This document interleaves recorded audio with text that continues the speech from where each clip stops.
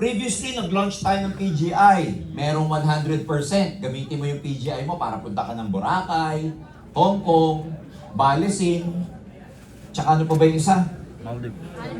Amanpulo, etc. Meron naman tayong tinawag na 50%. 50% gamitin mo yung PGI mo, 50% mag-produce ka. Kasi merong mga distributors, hindi pa enough yung PGI nila, kulang pa para makapunta sa mga lugar na to. Unfortunately, may mga distributor na pag-click nila, hindi na, wala nang facility, naka-disable na para maka-click. Kasi puno na yung Boracay.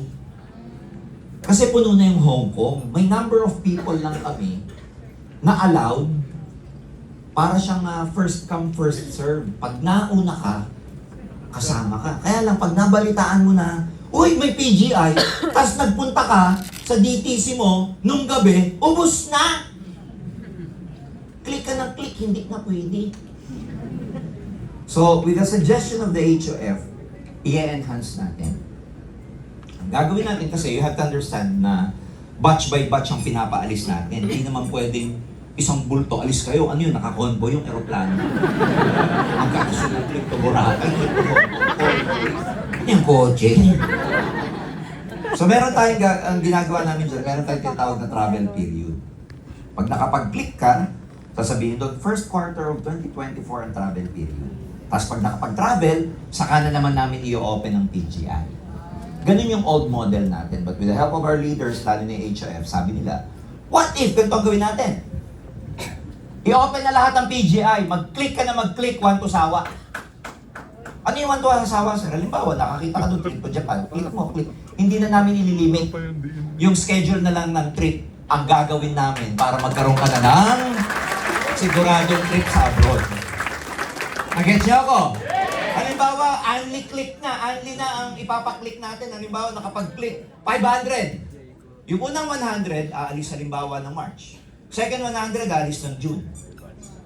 Yung third 100, aalis halimbawa ng August. Yung fourth 100, aalis ng September. Yung fifth 100, aalis ng December. Di 500 yun. Nakapag-click lahat, kami na mag-i-schedule ng travel period nyo. So maglalabas tayo, katulad ng sinabi ni Doc Ed nung huling event natin, this year will be maraming travel ang may experience ng mga distributors natin.